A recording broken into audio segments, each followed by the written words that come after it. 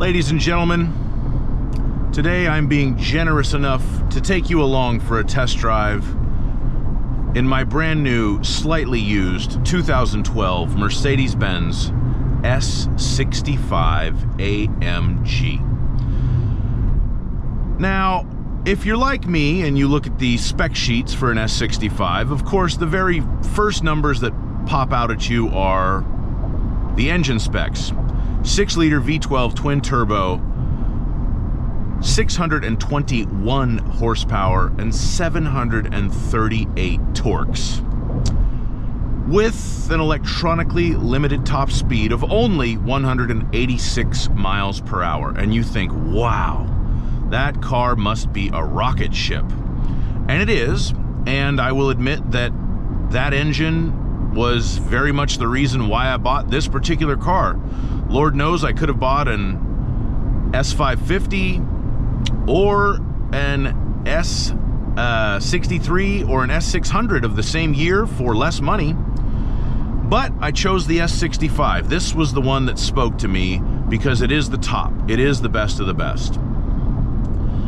And the funny thing about it is, having it now and having lived with it for a couple of weeks, I've put about 300 miles on this car. I don't find myself driving it that fast. I find myself just sort of doing this. Getting in the fast lane on the freeway and just cruising. This is how fast everyone's going right now. There's kind of medium traffic. It's not practical to unleash the full 621 horsepower right now, so I'm not going to do it. Because driving this car requires a level of restraint and maturity that most cars simply do not demand of the driver. Because there's so much power, and because the vehicle can gain speed so quickly if you tell it to, and because the car weighs 5,000 pounds, you have to just kind of be aware of that.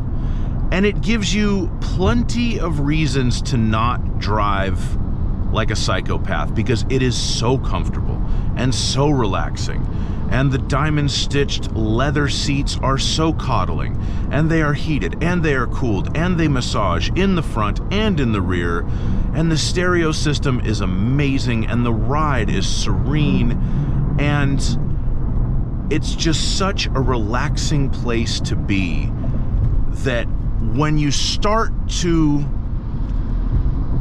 realize the totality of this car, what it really is, the engine is just secondary. The engine is not the point. The comfort is the point, and the superior engineering is the point. And the machined tweeters with illumination in them for each outboard seating position, that's the point. And the night vision and little things that seem like gimmicks and kind of are. This car is so incredible. It's 11 years old now, and I mean, I'm familiar with pretty much every new car that you can buy.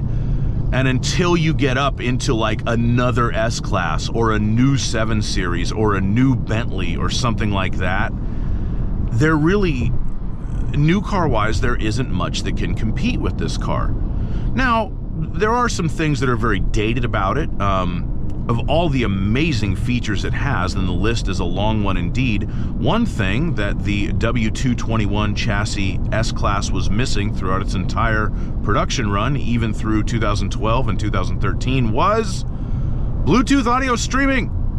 This car did not have Bluetooth audio streaming from the factory, so I bought some little dongle to fix that problem, and now it does Bluetooth audio streaming, so that's good.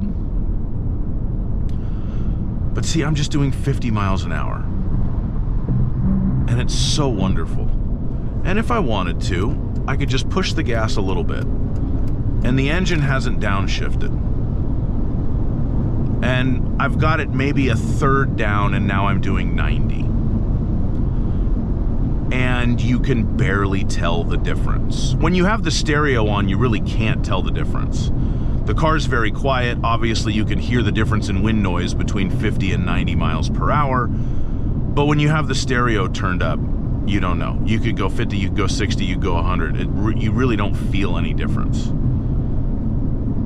And now I'm down to 75, and it's fine, and it is wonderful.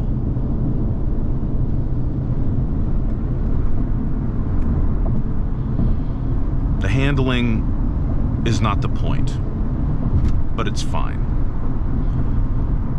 This car, the S65 in 2012, all came with the optional hydraulic suspension. It was optional on other S-Class models, but it was standard, I think, on both the V12s. I think the S600 and I know the S65 got it standard. So it's hydraulic suspension instead of the air suspension.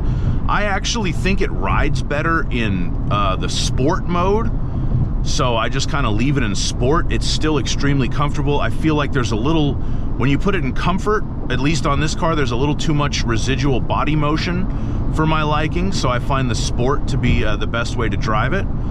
It's extremely comfortable, ride quality wise, and the handling is good. I mean, look, this is a 5,000-pound car with a 126-inch wheelbase. It is not a Lotus Exige. The handling is very competent for its size, but nothing to write home about.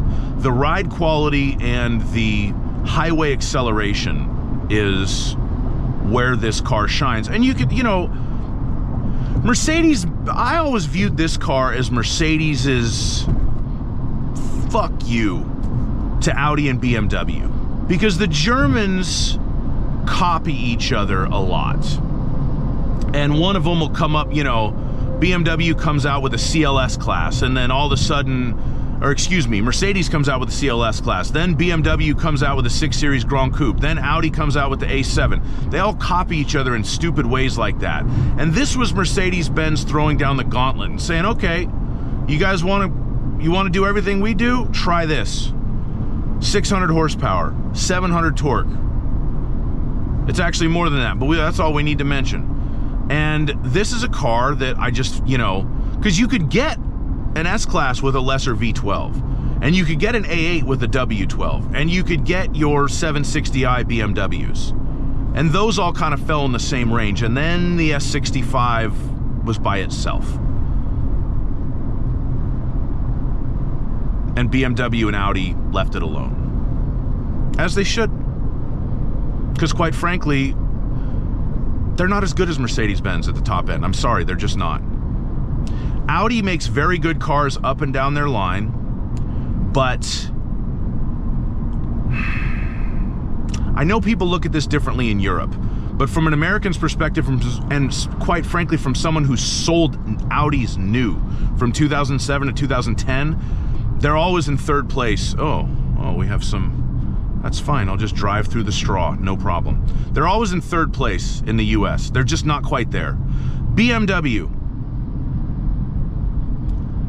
is very frustrating to me these days because they really seem to have, they're kind of regaining their footing. And again, I sold BMWs from 2015 to 2017. And they just kind of seem to have given up at that point, and they were just making cars to put on lease specials. And I think the newer ones are a little nicer, but not so much. Mercedes-Benz. Now, if you're looking at a Mercedes-Benz with an MSRP of less than $100,000, it's not worth it. It's not worth it. Oh, it did my favorite thing. When this car gets low on fuel, which it is now, it doesn't tell you low fuel, range, 0, anything like that. It just says range, and then it shows the picture of an S-Class next to a gas pump. That's amazing. If your budget is over $100,000 on a new car, Mercedes-Benz is quite probably the way to go. Either a Mercedes-Benz or a Range Rover. I almost just got smoked by a Mercedes-Benz. And you could hear from when my blind spot monitoring system beeped, he wasn't there. He was changing into my lane when I was already changing into it. But that's fine. No harm, no foul. I am barely ruffled in the serenity of my S65.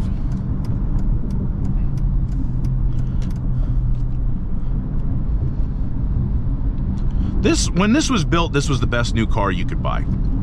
You could have paid more money for a Maybach, but at that time, the Maybach was a little bit older technology. You could have paid more money for a Rolls-Royce. And if you were going to be driven around all day, a Rolls-Royce Phantom might be a better car to buy. But if you're going to drive it yourself, no. 7 Series, no. A8, no.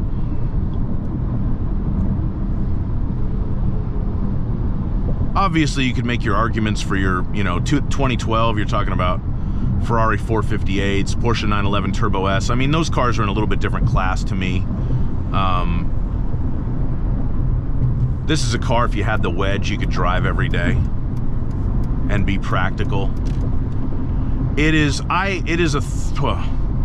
a third car, really more like a fourth car for me. I have 3 cars where I live in Southern California, and I have 1 up in Northern California that I unfortunately inherited from my father about 1.5 years ago, almost 2 years ago now. So I will drive this car on a regular basis, but it's not technically my daily driver. That duty really gets split between 3 different cars. So I don't plan on putting a ton of miles on this vehicle, mainly because the fuel economy is atrocious, and if something breaks, it is going to be atrociously expensive.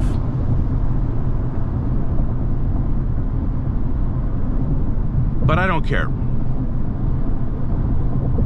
I work at a dealer group where I get very, very favorable employee pricing at a Mercedes-Benz dealer on both parts and labor. So my labor costs will be less than yours. And I've always wanted one of these cars. And now I have one. And I could not be happier.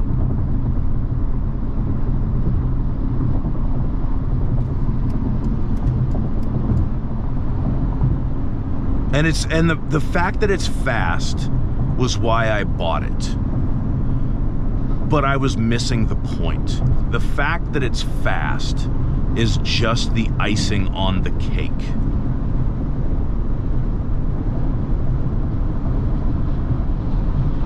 It's a part of this car, but it is not its defining characteristic. And I have a feeling that I'll still be taking the measure of this car once I've put 3,000 miles on it, once I've put 10,000 miles on it. I'll still be feeling it out and trying to understand it more, because it's just, there's that much there. This car has a lot of substance, and the people who built it were extremely talented, really cared, and had the capacity as far as a budget to do what they wanted to do.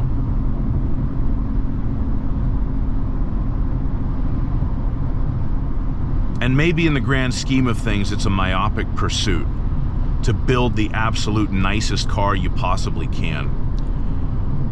And maybe really in the grand scheme of things, it's an even more myopic pursuit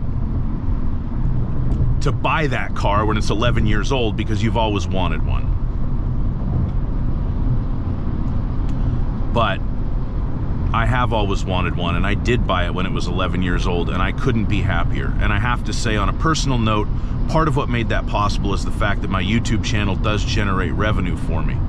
So if you've watched this long, if you're a regular viewer of my videos especially, I want to give you a huge thanks, because you helped make this possible through the ad revenue that my YouTube videos make. So, thank you so much. You helped make one of my dreams come true. There's still hay on the road, and I'm gonna end it here. If you ever get the chance to buy your dream car, do it.